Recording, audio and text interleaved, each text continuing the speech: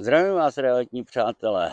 Dnes jsme zavítali do mé oblíbené městské části Brno-Bosonohy, aby jsme se tady podívali na hezkou chatu s pozemkem 1717 metrů čtverečních.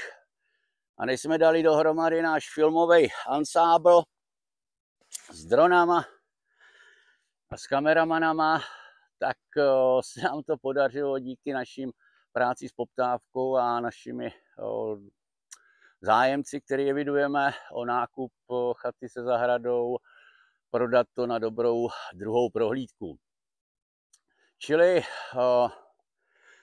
dostali jsme navíc úkol od majitele, aby jsme sehnali ne investora na pozemek, ale někoho, kdo se bude starat o 30 stromů a v podstatě tu zahradu nějakým způsobem udržovat v duchu majitele, což se nám taky podařilo.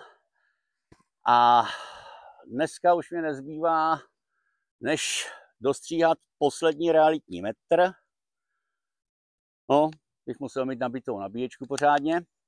Takže jediné, co pro vás můžu udělat, pokud chcete prodat rychle chatu za správně nastavenou tržní cenu, samozřejmě tu nejvyšší, tak mi zavolejte, kontakty, popiska, všechno máte jako obvykle pod videem a těšíme se s vámi buď jako s prodávajícími nebo budoucími kupujícími na další zajímavé chatě. A nezbyde mi než odhodit svůj klobouk dál a jít na další objekt. Nashledanou.